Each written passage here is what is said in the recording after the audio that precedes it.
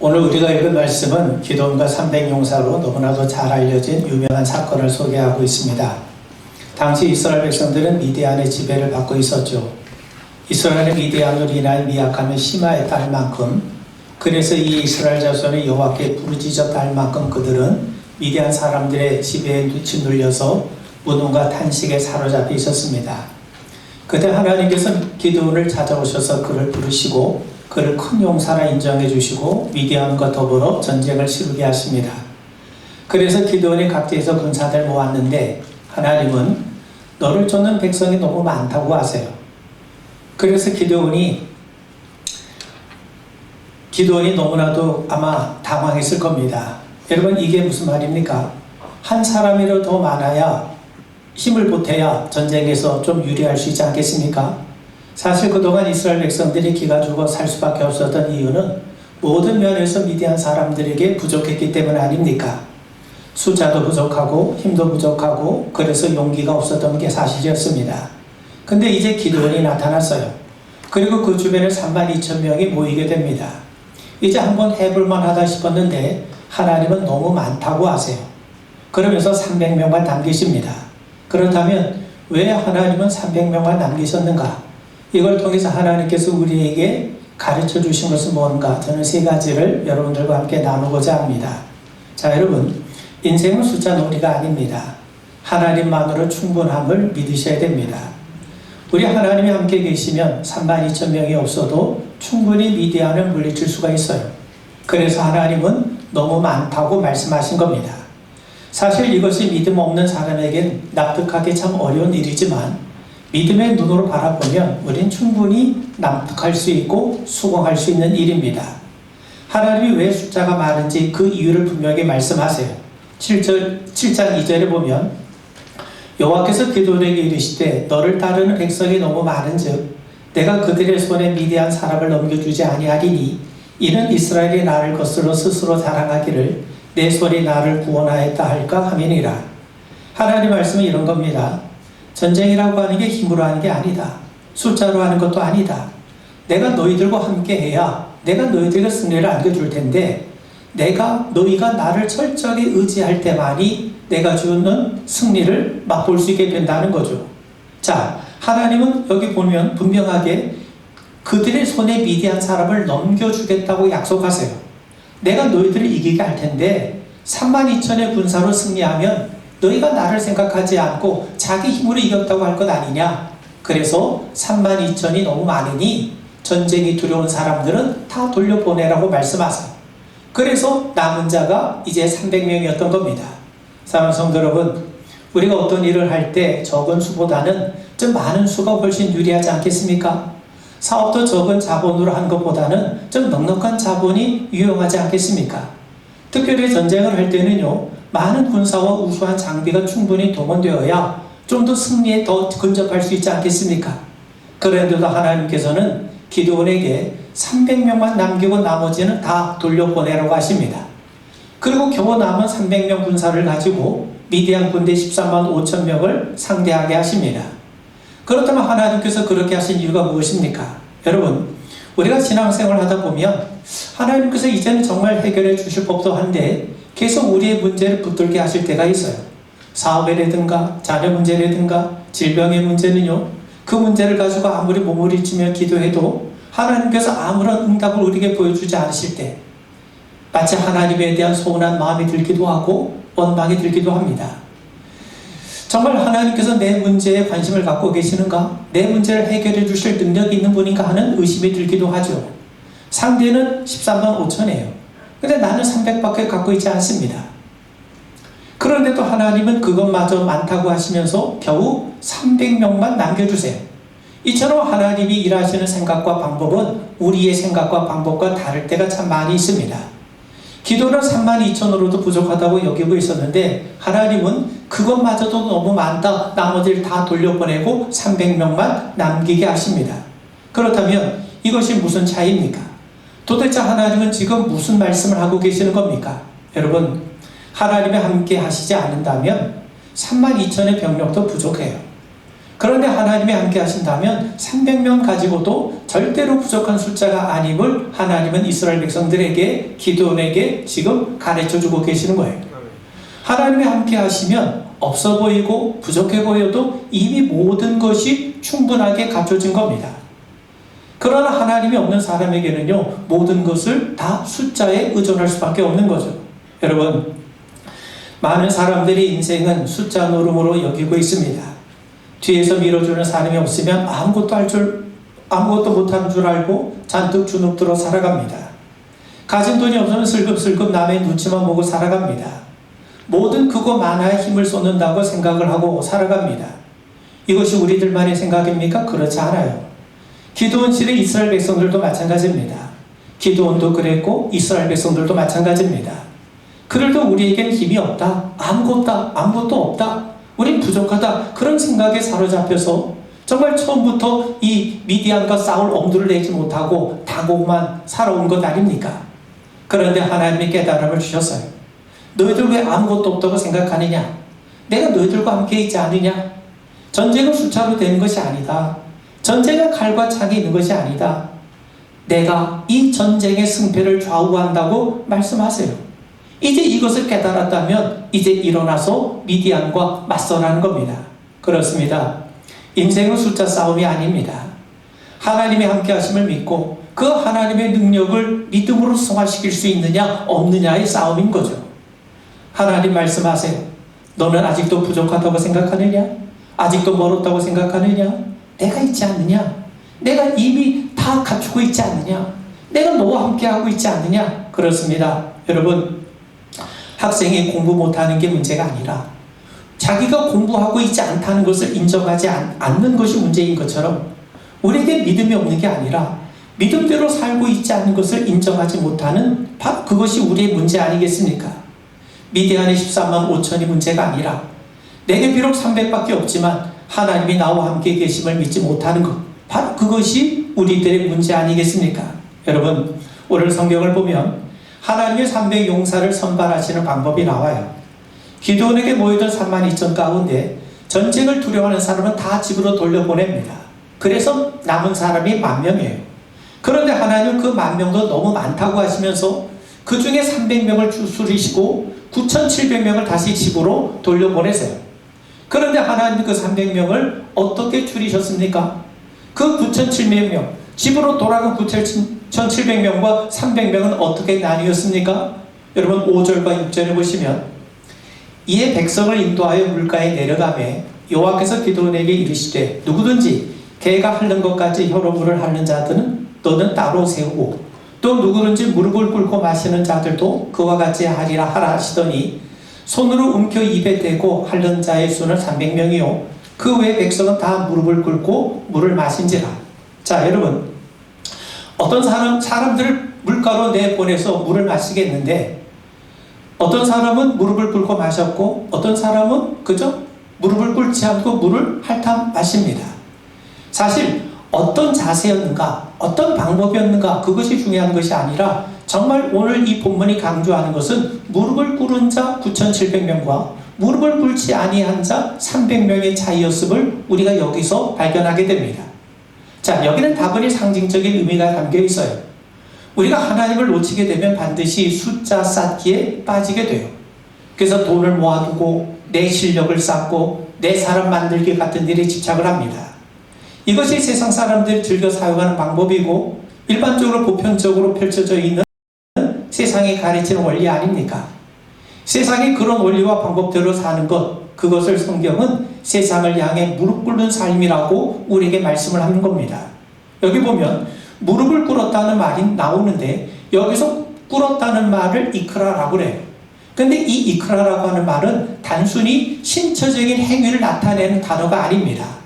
예를 들어서 우리가 정말 사람 앞에서 어떤 거 앞에서 무릎을 꿇는 그런 신체적인 행동을 나타내는 단어가 아니라는 거죠. 그럼 이 단어는 어떤 데 사용된 단어가? 여러분, 이스라엘 백성들이 이방신에게 경배할 때 쓰였던 단어가 이크라, 꿇었다는 말의 의미입니다. 그래서 하나님은 무릎을 꿇고 물을 마신 사람들을 다 돌려보내려고 하신 겁니다. 생각해 보세요. 이스라엘 백성들이 지금 미디안 사람들에게 압제를 당하고 있는 이유가 뭡니까? 그들이 하나님을 거역했어요. 하나님의 율법을 따르지 않았어요. 그들이 이방 신상 앞에 무릎을 꿇었어요. 그들 앞에 경배를 했어요. 여러분, 우상 숭배라고 하는 건 단지 다른 신을 섬기고 안 섬기고 그 문제를 뛰어넘어서 우상을 섬긴다고 하는 것은 우상의 가르침, 그 우상의 원리를 삶의 지배적인 원리와 가치로 여기고 살아가고 있다는 것 아니겠습니까? 그런 의미에서 여러분, 하나님은 지금 하나님이 아닌 이 세상의 일에 무릎 꿇고 사는 사람들에 대해서 그런 사람들이 너무 많다. 그런 사람들은 하나님의 일에 소용이 없다 하시면서 그들을 제거하시고 하나님 앞에 전심으로 섬길 수 있는 그런 믿음의 사람들을 선택해 가시는 겁니다. 자, 여러분, 세상을 향해 무릎 꿇는 사람들은요, 눈에 보이는 세상 숫자 쌓기에 빠지게 되죠. 그런 자들은 결코 임마누엘 하나님, 함께 하신 하나님의 능력, 무한한 능력을 알 턱이 없는 겁니다. 300명을 가지고도 14만 5천을 이기게 하시는 하나님의 은혜와 능력을 알 수가 없는 거죠. 그런 사람들, 그런 의식과 방법은 하나님의 일에 소용이 없다고 하십니다. 그래서 하나님은 세상을 향해 무릎을 꿇지 않고 눈에 보이는 숫자 노름에 연연하지 않고 하나님 앞에 엎드릴 줄 아는 그러한 300명의 용사를 가지고 미디안과 싸워서 승리케 하시는 겁니다. 여러분, 우리의 싸움은 숫자 싸움이 아닙니다. 하나님이 우리와 함께 하심을 약속하고 계세요. 사단은 우리를 숫자 노름에 빠지게 하죠.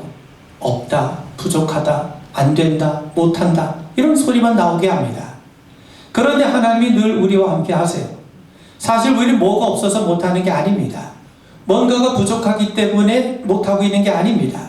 사실은 안 하고 있는 거죠. 손해보기 싫어서 안 하고 있는 겁니다. 힘들까봐 엄두를 내지 못하고 있는 겁니다.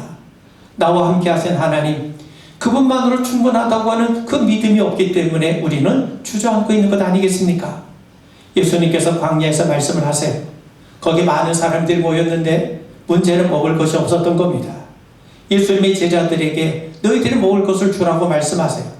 그러자 거기에 모인 무리들을 먹이기 위해서는 200데나리온 돈을 가지고도 부족하다고 한탄을 합니다. 그런데 주님께는요, 보리떡 5개, 물고기 2마리가 있었습니다. 주님께서 그것을 축사하시자 거기에 모인 사람이 5,000명이 먹고도 12광주리가 남겨졌다고 성경은 우리에게 분명히 말씀하고 있지 않습니까? 나와 함께 하신 하나님, 그분만으로 충분히 이길 수 있는 싸움입니다. 이것이 기도원 300용사를 통해서 하나님이 우리에게 들려주실 말씀인 겁니다.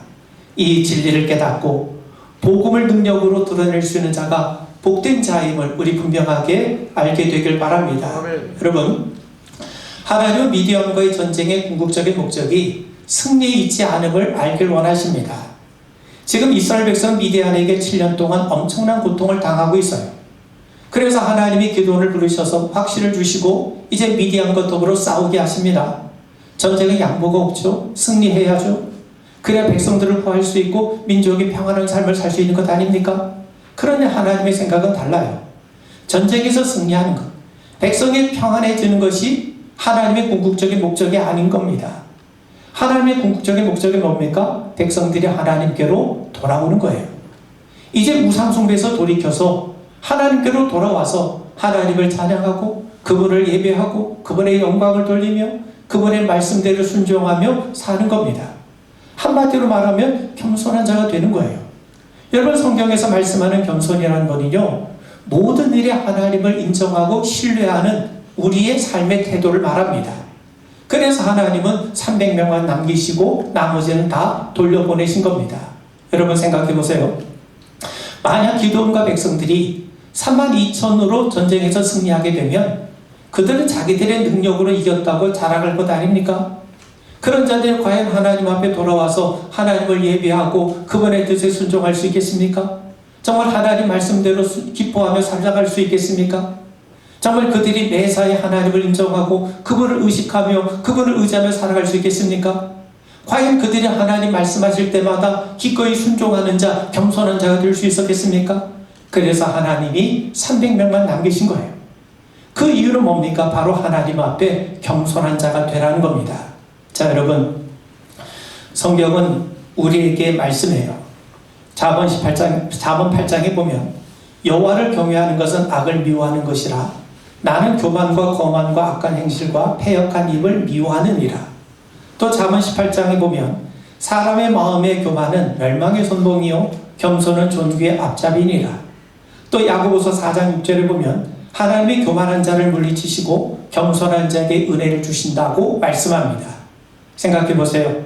아담과 하와가 왜 넘어졌습니까? 선악과를 먹으면 하나님처럼 될 거라고 하는 그 사단의 유혹을 속아 넘어가서 그만 그 마음속에 교만이 부풀어져 올랐기 때문에 넘어진 것 아닙니까? 교만한 사람은 반드시 넘어지게 돼 있어요. 왜 그렇습니까? 하나님이 넘어뜨리세요. 왜? 하나님은 교만한 자를 미워하시기 때문입니다. 여기 성경에 보면 하나님은 교만한 자와 대적하신다는 거예요.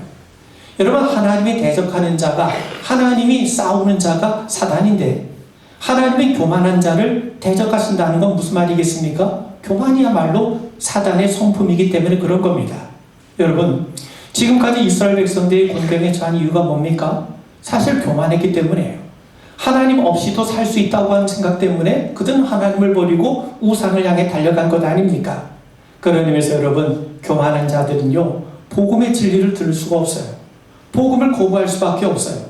겸손한 자만이 복음의 진리를 깨닫게 되는 겁니다. 여러분, 하나님의 선지자 예레미야에게 말씀합니다. 내가 너를 여러 나라의 선지자로 세우노라. 그래서 예레미야가 어떻게 반응하냐면 내가 이르되 슬프도소이다 주 여호와여 보소서 나는 아이라 말할 줄 알지 못하나이다.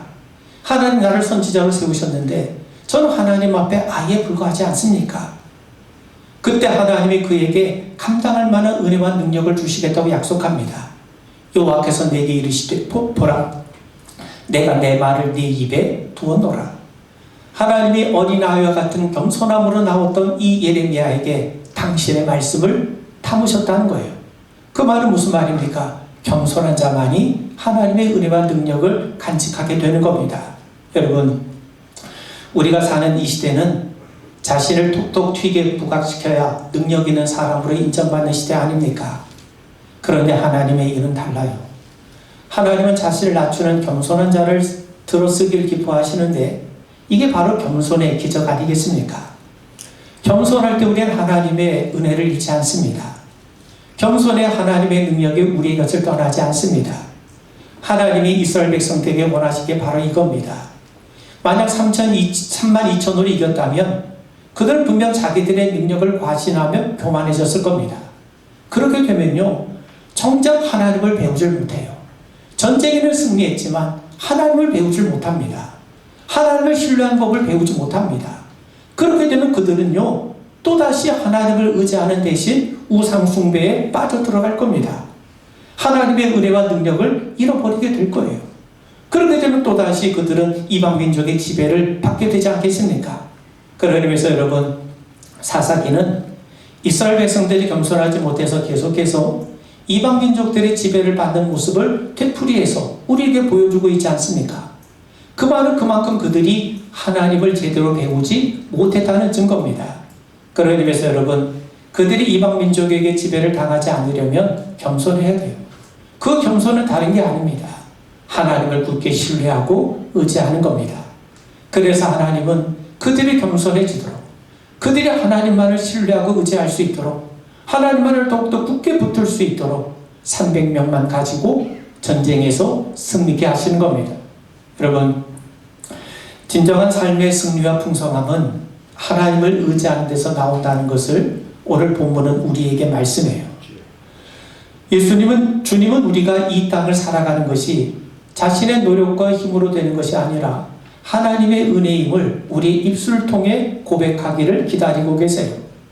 우리는 자신의 노력, 실력, 또 좋은 성품, 또 좋은 가정에서 태어난 것, 좋은 환경, 이런 것들을 통해 지금 여기까지 왔다고 생각할 수 있어요. 그런데 주님은 그 모든 것을 이루신 분이 바로 하나님이심을 깨닫기를 원하십니다. 우리가 지금 살아가고 있는 것 또한 하나님의 은혜임을 매 순간 우리가 인정하고 고백하며 살아가길 원하세요. 그리고 그런 사람을 통해 지금도 하나님의 거룩한 역사를 힘있게 펼쳐가고 계십니다. 여러분, 기도원의 이야기가 그것을 증명하고 있지 않습니까? 그는 자기 스스로를 고백합니다. 6장 15절에 보면 나의 집은 므낫세 중에 극히 약하고 나는 내 아버지 집에서 가장 작은 자야. 그런데 하나님은 가장 연약한 므낫세 지파의 기도를 택해서 300명만 가지고도 전쟁에서 승리케 하십니다. 이 사건을 통해 우리는 진정한 승리가 어디서 오는가? 이게 바로 하나님의 도우심 가운데서 오는구나. 하나님의 은혜 가운데 오는구나. 하나님께 있음을 우린 여기서 배우게 되는 겁니다. 여러분, 요한복음 21장에 보면 예수님의 수제자 베드로의 이야기가 나오죠. 그는 최초로 주는 그리스도시요 살아계신 하나님의 아들이라고 고백했던 탁월한 영성가입니다. 다른 사람 다 두려워할 때 용기 있게 배 밖으로 그 물결 위로 뛰어들었던 담대한 사람이기도 했어요. 무리들이 예수님을 체포할 때 칼을 빼들어서 예수님을 지키겠다고 나섰던 아주 용기 있는 사람이었습니다. 모두가 예수님을 떠난다 할지라도 자기는 죽으면 죽었지 예수님을 떠나지 않겠다고 호언장담했던 사람이기도 합니다. 그는 누가 보더라도 자타가 공인하는 예수님의 수제자였어요. 그런데 그런 베드로였지만 예수님이 잡히셨을 때 그는 어떻게 했습니까? 여종 앞에서 예수님 모른다고 3번이나 부인했어요. 그리고 3번째는 저주하면서까지 부인을 했습니다. 그의 모든 신의와 결단이 한꺼번에 무너져버린 상황이었던 거죠. 대단한 존재 같았는데 어느 한순간 무너져버린 겁니다. 어쩌면 이것이 베드로의 실상일지도 모릅니다. 그 이후 베드로는 자기의 진면목을 깨달아요. 내가 큰 소리만 쳤지 실력이 형편없는 자였구나. 그런 자괴감을 갖고 그는 이제 나 같은 자가 어떻게 주님을 모실 수 있겠는가? 그러면서 그 모든 걸 포기하고 고향 갈릴리 바닷가로 돌아갑니다. 그리고 그물을 던지기 시작하죠. 다시 옛 생활로 돌아갔다는 겁니다. 그런데 예수님은 베드로를 포기하지 않으시고 그를 찾아오셨어요. 그날도 베드로는 밤새 그물을 던졌지만 한 마리 고기도 잡지 못했습니다. 우리는 제자로서 실패했고 또 자기 일에도 실패한 한 사람을 지금 보고 있는 겁니다. 그때 예수님이 그에게 물으세요. 너희가 밤새도록 수고해서 잡은 것이 있느냐? 아무것도 없습니다. 주님은 우리에게 동일하게 물으세요. 너희가 수고해서 잡은 것이 있느냐? 여기 예수님이 베드로에게 네가 잡은 것이 있느냐? 네가 수고해서 잡은 것. 여기서 잡은 것이라고 하는 말이 프로스페기온이라는 말입니다. 그 프로스페기온이라는 말은 단순한 물고기 아니라 정말 소중한 것, 가치 있는 것, 보람 있는 것, 그걸 의미하는 거예요. 그래서 예수님이 물으신 건 바로 그겁니다. 너희가 정말 열심히 수고하고 최선을 다해 노력한 것이 내게 진정한 기쁨을 주었느냐? 내게 진정한 보람과 만족을 주었느냐? 그리고 주님은 베드로에게 배 오른편에 가서 그물을 던지라고 하세요. 예수님이 처음 그를 부르실 때에도 깊은 데로 가서 그물을 던지라고 하지 않으셨습니까? 그때 베드로는 상식적으로 이해할 수 없어도 말씀에 의지해서 내가 그물을 던지겠다고 하며 순종했어요. 그리고 그가 말씀에 순종했을 때 많은 고기를 잡을 수 있었다고 성경이 말씀하고 있지 않습니까? 여러분, 예수님은 처음 베드로를 부를 때와 동일한 일을 보여주시면서 그에게 깨달음을 주시는 겁니다. 베드로야, 내 수학의 풍성함이 내 능력에 있었느냐? 네 경험에 있었느냐? 네가 내 말을 의지하고 내 말에 순종했을 때 정말 풍성한 수학이 있었고 풍성한 삶이 있지 않았느냐? 여러분, 베드로는 자신에게 능력이 있는 줄 알았어요. 그런데 주님은 그에게 능력이 그에게 있는 것이 아니라 그와 함께 하시는 주님께 능력이 있음을 깨우쳐 주셨던 거예요. 여러분, 육체의 가시를 안고 있었던 이 바울이 하나님 앞에 기도했잖아요. 육체의 가시를 제거해달라고. 그때 하나님은 내 은혜가 족하다 그러시면서 네 약한 데에서 내 강함이 드러난다고 말씀하세요. 하나님은 베드로를 강하게 하신, 바울을 강하게 하신 것이 아닙니다. 약한 바울에게 하나님이 강함이 되어주신 거예요. 그런 것처럼 여러분, 주님은 우리에게 말씀하시는 거예요. 진정한 우리의 삶의 기쁨과 만족이 우리의 노력에 있는 것이 아니라 우리와 함께 하시는 그분께 있음을 우리에게 깨우쳐 주시는 겁니다. 베드로는 주님을 위해서라면 죽기를 마다하지 않겠다고 결심했어요. 근데 결심만 했지 주님을 위해 죽지 못하지 않았습니까? 자기 능력으로 그 일을 할 수가 없었던 거예요. 그런데 훗날 오순절 성령 강림을 통해서 성령이 함께 하셨을 때 비로소 베드로는 고난당하는 것은 물론이러니와 주님을 위해서 기꺼이 십자가의 길을 걷게 되지 않았습니까? 여러분, 주님은 삶의 진정한 풍성함과 보람 기쁨이 우리의 노력과 소유에 많고 적음에 있는 것이 아니라 하나님께 있음을 기도원 300용사를 통해 우리에게 말씀하는 겁니다.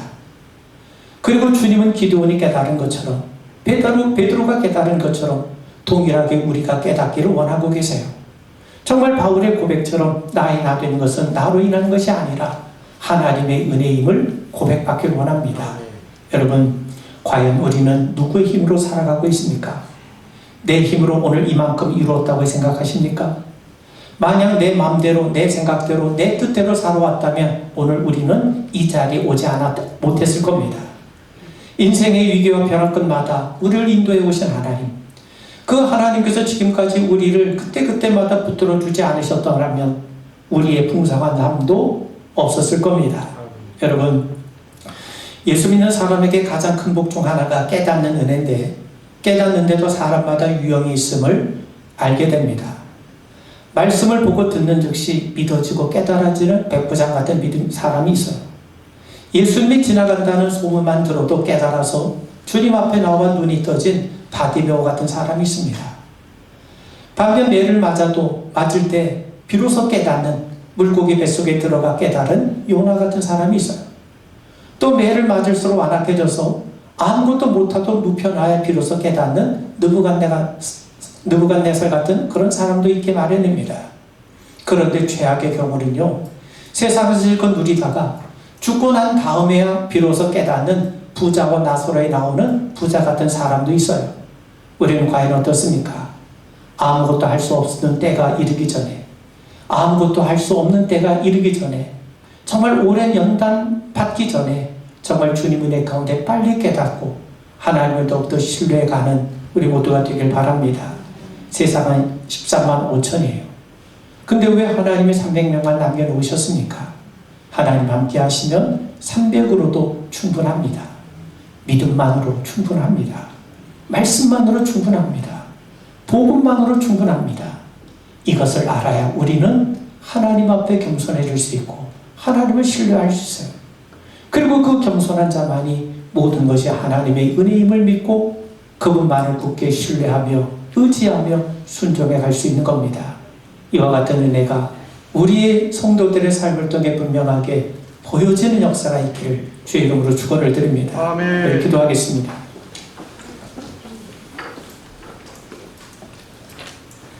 세상은 13만 5천인데 우린 겨우 300이라고 불평하고 낙담하는 자가 되지 말게 하시고 그 가운데에서도 하나님이 우리와 함께 하시는 것을 믿게 하옵소서.